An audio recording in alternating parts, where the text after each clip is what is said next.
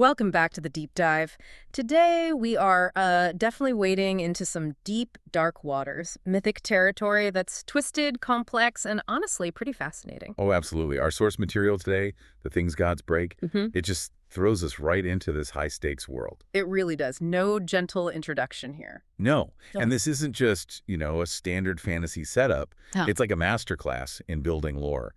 We're talking about digging into the core mechanics, the physics of how time travel works in this universe, and this really shocking conspiracy behind it all. A conspiracy that lands our hero in, well, divine hell right after winning the cosmic lottery. Pretty much, yeah. It's quite the whiplash. Okay, so let's set the stage. Let's unpack who we're dealing with here. Our protagonist is Lyra. Right. And she starts out, not exactly poised for greatness. She's a lowly office clerk for this group called the Order of Thieves. Then under this huge disadvantage from the start, cursed by Zeus himself.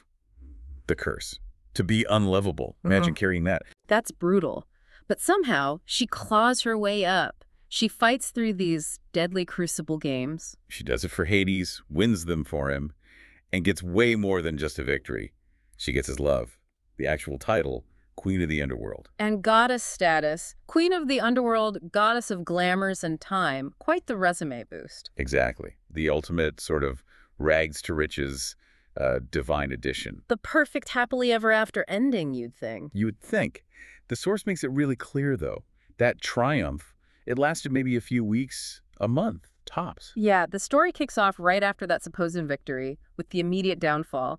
Lyra and her friend Boone. Oh yeah, Boone's story's wild, too. He'd already died once during the Crucible, got pulled into godhood himself. Right, so Lyra and Boone, newly minted gods, they get violently yanked out of Olympus, dragged straight into Tartarus. So we skip all the newlywed bliss, the settling into godhood. Straight into the fire, or rather the pit.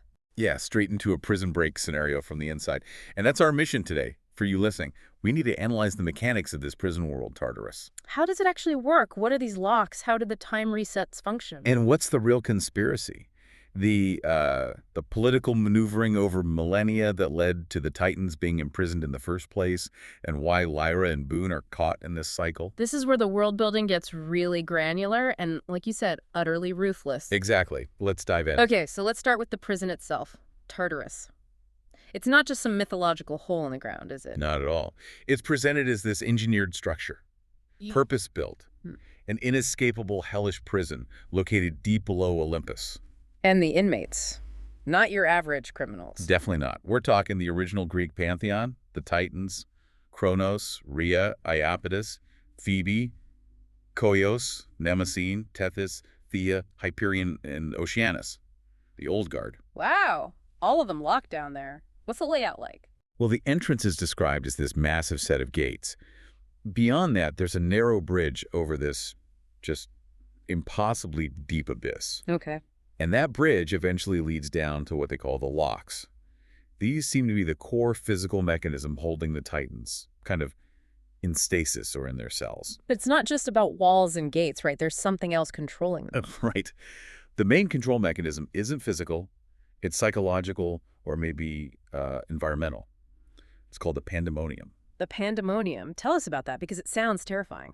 It is. The source describes it as these feral, violent forces, like a wave of primal ambient wrongness that gets unleashed whenever this specific bell rings. A bell? Where does the sound come from? From this huge onyx obelisk that's apparently planted deep in the prison floor. Now, interestingly, the Titans themselves, they think the pandemonium's just there to keep them in their cells. Like a guard dog's bark, driving them back if they try to escape. Exactly. But Lyra figures out the truth, thanks to her powers.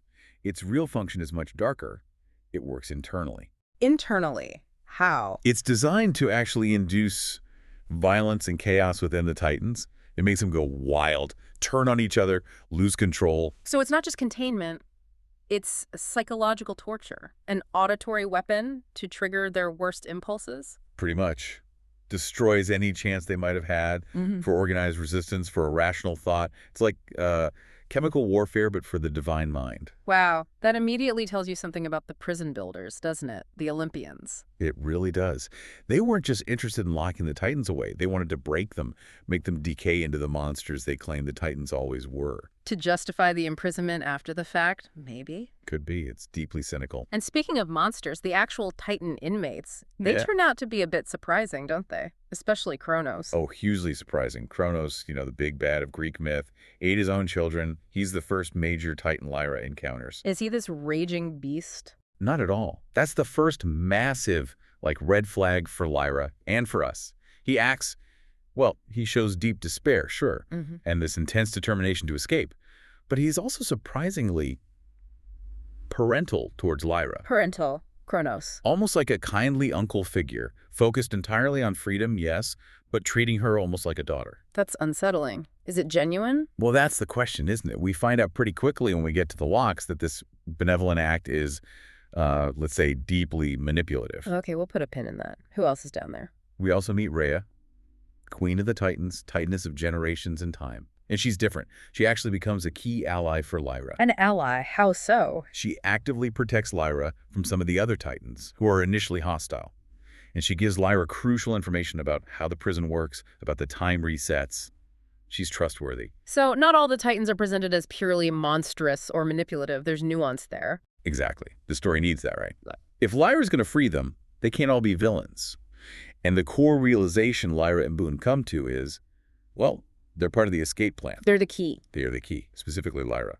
She has to navigate and overcome these personalized prisons within the prison, the locks, to unseal the whole structure and free the Titans. Okay, the locks. Let's get into those mechanics, because you said they're psychological warfare. Pure psychological warfare. They're custom-designed trials built by the Olympian gods, seemingly, and they feature these incredibly detailed, often cruel replicas of those very gods. Hestia, Hades, Demeter, Hera, Poseidon, Aphrodite. Each one designed for Lyra specifically. Targeted right at her deepest traumas, her desires, her fears. It's intensely personal. Give us an example. Hestia's lock. Hestia's lock is maybe the most brutal introduction to how cruel this system is. It targeted her deepest desire.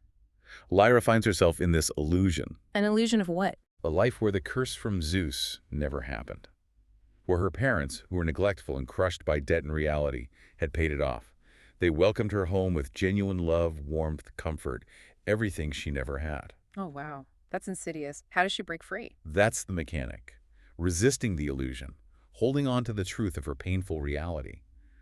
It physically hurts her in the lock. The source literally says holding on to reality hurts in here. So the lie feels good, warm, real. Exactly. While the truth, her actual life in Tartarus, feels like this throbbing agony. It's designed to make her choose the comfort of the lie, to betray herself. If she gives in, she fails. She fails, and presumably she's consumed or trapped. And the danger wasn't just psychological. When the illusion finally starts to melt away, What's underneath? her loving parents are revealed to be these horrific creatures called nightmares, described as sickly, pale, lanky, long-torsoed anthropoids, actual predatory beings stuck in Tartarus hunting victims within these illusions. Good God. So the comfort was bait for monsters. Precisely. And this brings us back to Kronos. Because Lyra realizes he engineered this. He knew about the nightmares. Wait, he set her up. The guy acting like her kindly uncle. He essentially used her as bait.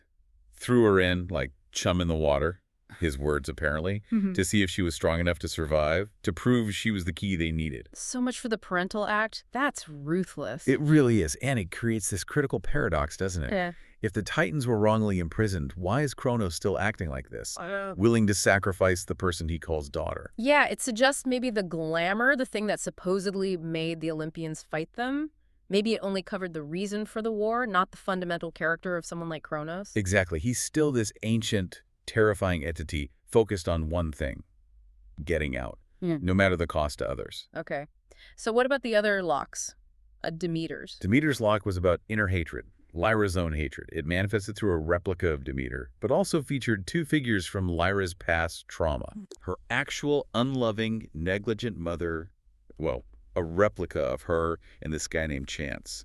He was a pledge in the Order of Thieves who bullied her relentlessly, made her life hell. So she's trapped with replicas of people she despises. What's the test? The choice was incredibly cruel but clever. To pass, Lyra realized she had to save the person she merely loathed, Chance, over the replica of the person she truly, deeply hated, her mother. Why? What does that achieve? It forced her to choose something like justice, or maybe just basic compassion for someone's suffering, over her own desire for emotional revenge. She had to sacrifice that satisfaction of seeing her mother suffer. It's a complete rewiring of her priorities. Okay, then Hades' lock sounds different. Chariot racing. Yeah, that one shifts gears completely. It's all about competition, speed, aggression. There's a chariot race against the lock's replica of Hades. Not her Hades, though. No, this replica is older, different somehow, more focused on just proving superiority. And the interesting mechanic here is Lyra discovers she can conjure chariots. Conjure them. How? By drawing on specific god powers, she somehow has access to Nike's power of victory, Aphrodite's power of lust, Poseidon's power over the ocean.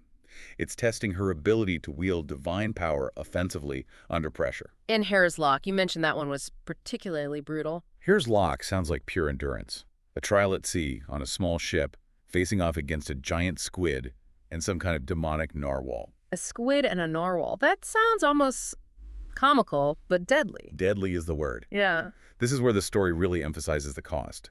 Lyra discovers records, or maybe memories from the resets, showing she died in this specific lock 22 times in previous attempts. 22 times! Trying to fight sea monsters. 22 times. That statistic just hits you. It's the concrete proof that something is profoundly wrong with time in Tartarus. It represents this wall of failure she keeps hitting, and it leads us straight into the whole fractured timeline aspect. 22 deaths. I mean, wow. That number alone tells you time isn't linear here, right? It's broken. Completely broken. And that brings us to the mechanics of how time actually behaves or misbehaves in Tartarus. It's terrifying. How does it manifest? How does the time travel happen? The source describes it visually. These crystalline cracks or sometimes jagged cuts of red light that literally tear through reality inside the prison. And if you fall into one... You're not just moved in space. You're thrown through time, displaced into different points in history. And the Titans' understanding of this, what do they think caused it? Initially, their belief, or the story they tell Lyra, is that Kronos himself broke time, that his power somehow fractured it, causing it to keep resetting, starting over from a specific point. Like a scratched record skipping back. Exactly, creating this endless, agonizing loop. And here's the critical part. Only the official prisoners, the Titans, Lyra, and Boone, remember the resets. Everyone else is oblivious. Imagine that. Imagine the psychological torture, like you said earlier. Lyra keeps finding herself back at square one in Tartarus, maybe stripped of her progress, knowing it's all happened before. It must be maddening.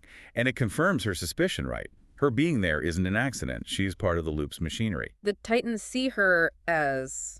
what? A tool. Their perspective seems to be that her entire purpose within this broken time was either to somehow get Boone there with her or simply to be the key. The one person who could finally navigate the locks and break the cycle. But the time travel isn't just about the loop, is it? It's also sending her elsewhere. Right. It's not just a trap. It becomes a tool or maybe a side effect with huge consequences. Lyra finds herself repeatedly sent to specific key moments in Hades' past. In her Hades' past. Before they met. Exactly. And here's the paradox. She ends up being the source of some of his future knowledge, influencing his development, planting ideas or feelings. Shaping him into the person who will eventually choose her. Precisely. It's this devastating, self-fulfilling prophecy loop. She has to ensure he becomes the person she needs him to be, the person she loves. Wow. Okay, tell me about these encounters. How does she influence young Hades? Well, one of the most significant is when she appears to him as a child, on a beach somewhere. He's really struggling, terrified of his own power. His death touch thing. Yeah, he believes he's killed things just by touching them. He sees himself as a monster, completely isolated. It's the root of his trauma. And Lyra? Lyra appears, and she does something incredibly simple but profound. She touches him. And doesn't die. And doesn't die. That single act shatters his core belief about himself. She convinces him, non-verbally almost, that he's not inherently monstrous.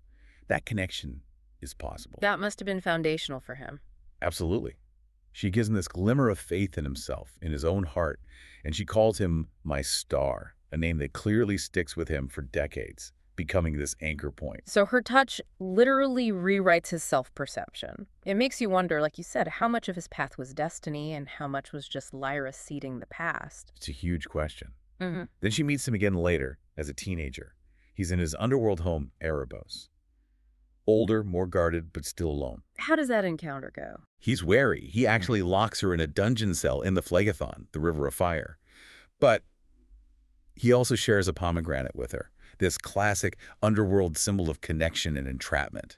So conflicted. He senses she's important. He senses she's trouble, as he calls her, but he's utterly fascinated. He calls her my star again.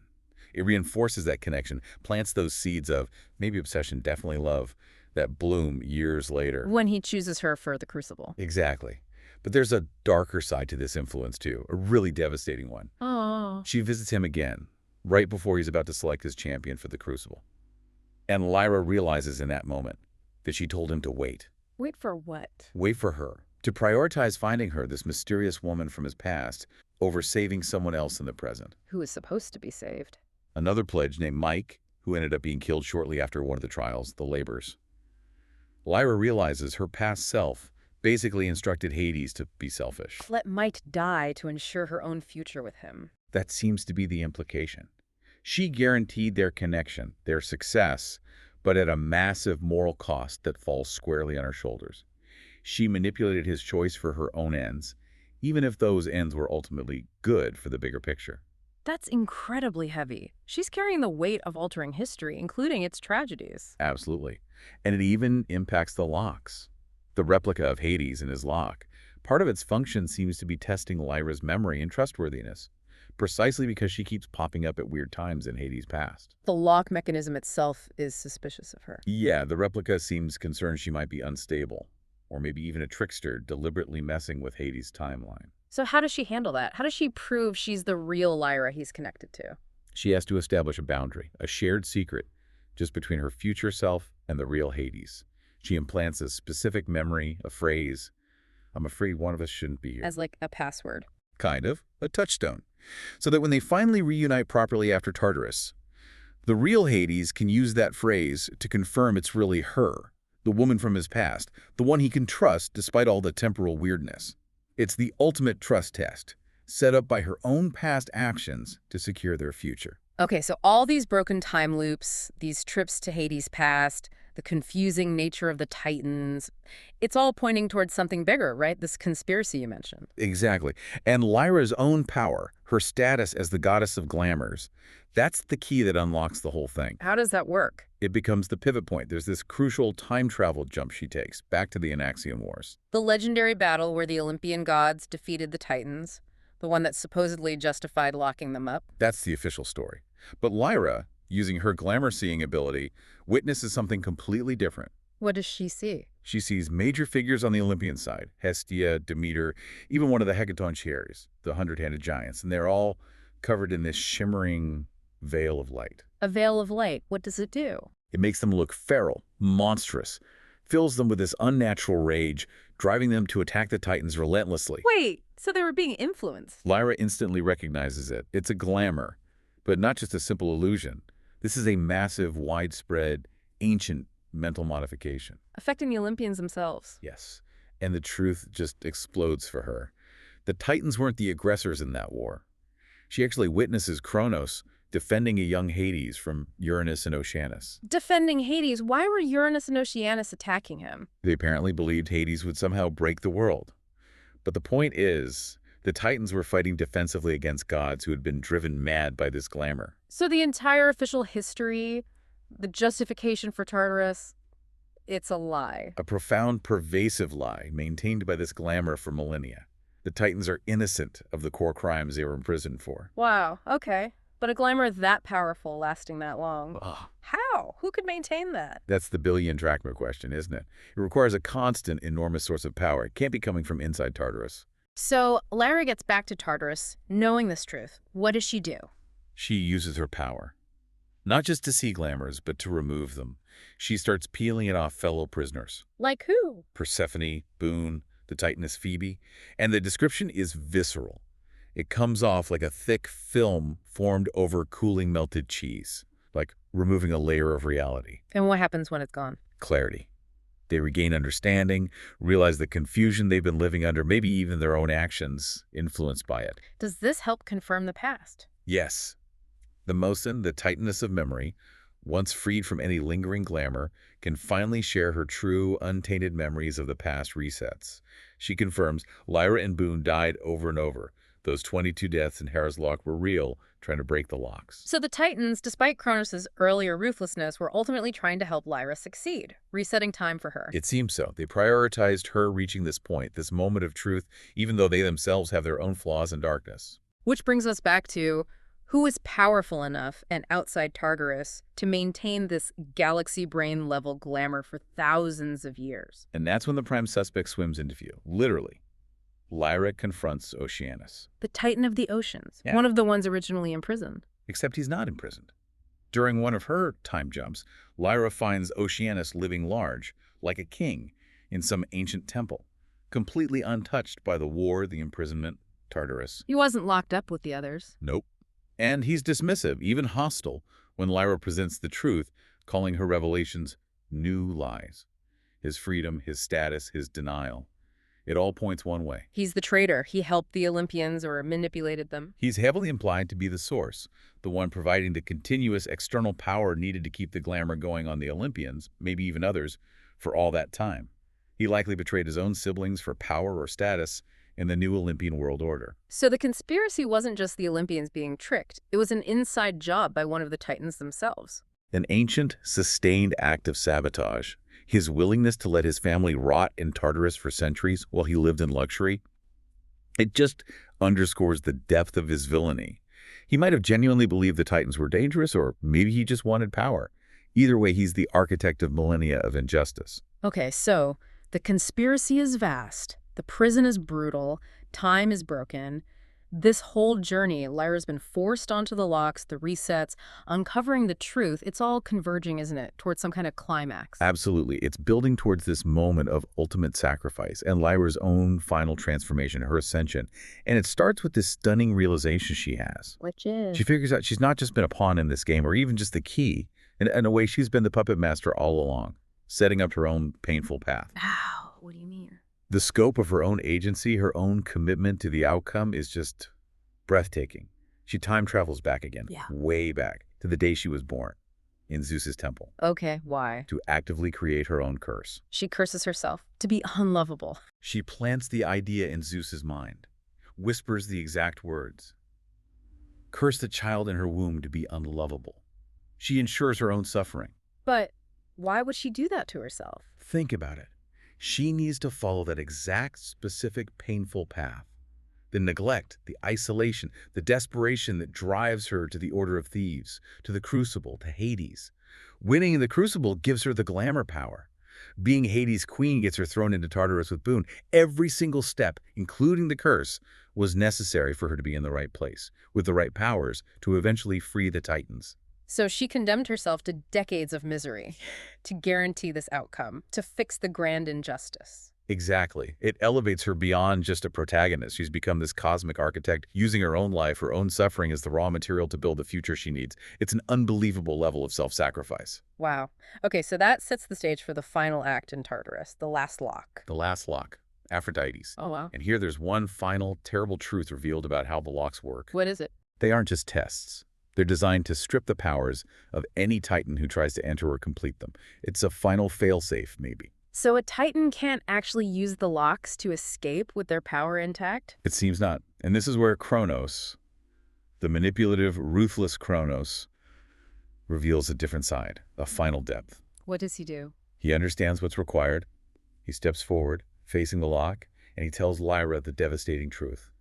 I am the sacrifice. He's going to enter the lock knowing it will destroy him. Yes. And just before he does, he has this moment of genuine connection with Lyra. No manipulation, just emotion. He tells her, I have always thought of you as a daughter, and wipes away her tears. And then he walks into the lock. Knowing it means annihilation. For a Titan, who is essentially made of their power, being stripped of it means becoming nothing, utterly ceasing to exist. His destruction is the final price, the final key. Why is his sacrifice needed? The system, the structure of Tartarus and the locks. It seems to need this massive burst of ancient energy to finally break open, to power the release. Kronos, the Titan of time itself, provides that energy. And as he's destroyed, what happens to Lyra? She's hit by this brilliant, overwhelming red light. It's like the residue of his power, the essence of time and generations washing over her. And when she recovers? Rhea, his queen, makes the announcement. The grand conclusion to this whole ordeal: Lyra is the new goddess of time. She inherited his power. She absorbed it, became its new vessel. The power of the Titan who sacrificed himself tasked to the one who engineered the freedom, the one who endured the journey. So Lyra ascends. She's the new goddess of time. What's her first move? Does she just, like, snap her fingers and fix everything? Not quite that simple, but Yeah. almost that powerful. Her first challenge is immediate. She realizes that Hades, back in the present, outside Tartarus, he believes she was trapped, or maybe even dead. Oh no, what did he do? In his grief and rage, he went full Underworld god mode. The source says he leveled Olympus again, unleashing these blue fire tentacles everywhere. Just pure destructive despair. So Lyra emerges into chaos of his making. Exactly. She has to fix the world, undo his destruction, but without undoing the entire point of her sacrifice, the Titan's escape. She can't just rewind time completely. How does she manage that? That sounds incredibly complex. It's precision temporal manipulation on a scale we haven't seen before. She uses her new power to reverse the damage Hades caused, Okay. without reversing the event of the Titans actually getting out of Tartarus. How is that even possible? She creates this protective bubble, like a localized sphere of stable time, around her allies, Hades, the newly freed Titans, Boone, Persephone. Then outside that bubble, she runs time backward. So Olympus gets undestroyed, but the escape still happened within their bubble. Exactly. It's incredibly clever. And as time reverses outside the bubble, Tartarus, its purpose served, implodes behind the freed Titans. Kethis and any others still inside are presumably saved by this collapse. Wow. Okay. So escape successful, Olympus restored. What's the situation when she arrives? She arrives in Olympus for the final, well, reconciliation and confirmation. Hades is being subdued. Not just by the Olympians, though. Who else is there? The gods of death from other pantheons. Other pantheons, like who? Anubis from the Egyptian pantheon, Ymir, the great king of the Korean afterlife, Hel from the Norse myths, Mictlantecuhtli, the Aztec lord of the dead, and Taxet from Slavic lore.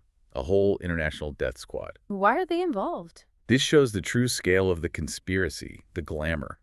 They were likely subtly influenced or glamored too over the millennia to ensure that no other major divine powers would question the Titan's imprisonment or interfere. It kept the lie contained within the Greek sphere, unchallenged. So Oceanus's glamour reached across pantheons. It had to be truly effective for so long. But Lyra's arrival changes everything. She uses her power one last time. To do what? To remove the remaining vestiges of the glamour from these visiting gods of death. And what happens? Do they suddenly see the truth? Instantly. The moment the glamour peels off them, the conflict just stops. Ymir, for instance, apparently had this book of judgment that always conflicted with the glamoured version of history. Now, seeing the truth directly from Lyra, he immediately trusts her. The Titan's innocence is laid bare irrefutably on a global divine stage. Wow. So the truth is finally out. The truth is out. And Lyra can finally reconcile with Hades, confirming his desperate love was real, their connection survived even his destructive grief, and their future together, though built on so much pain and manipulation, is secure. She gets back to the person she essentially created the conditions to meet. Okay, let's try and synthesize all of this. We've gone through Tartarus, broken time, the conspiracy, the sacrifice. What's the big takeaway from the universe of the things gods break? I think the most revolutionary thing is that shocking reversal of good and evil, right? The Titans, painted for millennia as the ultimate monsters, turn out to be largely innocent victims of this vast conspiracy. While the triumphant Olympian gods were the ones acting monstrously because they were glamoured, manipulated by one of the Titans themselves, Oceanus. Exactly. It completely flips the script on classic mythology. And the path to fixing this, to revealing the truth, required just extreme, agonizing levels of personal sacrifice. Kronos destroying himself, absolutely. But also Lyra making that unbelievable choice to curse her own past self to ensure she endured decades of suffering. Right. Her ascension to goddess of time isn't just a reward. It feels like the natural consequence of someone willing to manipulate reality, including her own existence, on such a profound level. Sometimes the story suggests the deepest pain leads to the greatest power, the ultimate narrative authority. And that connects to that final detail about the conspiracy scale. The glamour wasn't just on the Olympians. No, and this is crucial. The source makes it clear the manipulators, likely Oceanus and any allies he had to extend that glamour, that veil of illusion, to other pantheons too. Norse, Egyptian, Mayan, Slavic. All of them had to be subtly influenced or blinded to the truth to ensure nobody interfered when the Greek Titans were locked away. Nobody could cry foul. The sheer scale of that is just mind-boggling. It means the perceived history of the entire mythological world was distorted for thousands of years. By one, or maybe a few, power-hungry individuals within the Greek pantheon. Oceanus didn't just rig a local conflict. He managed a global, cross-cultural deception that needed constant energy and oversight for millennia. That's terrifying ambition. And now Lyra holds the keys to time. She controls the resets, theoretically. She fixed the immediate crisis, saved the innocent Titans. But she did it by ensuring her own life and Hades' life unfolded with all that pain and suffering intact. It's the ultimate ethical, temporal dilemma, isn't it? The ends justify the means, perhaps, but the means involved orchestrating profound personal agony. Which leads us to that final provocative thought for you, the listener, to maybe chew on after this deep dive. Lyra made the choice. Decades of guaranteed agony for herself to ensure the present outcome, to save the world and secure her place in it. So the question for you is, knowing the cost, knowing the exact suffering involved, if you had that power, could you rewrite your own history? Would you choose the path causing immense personal pain if it absolutely guaranteed the success, the outcome you desire right now?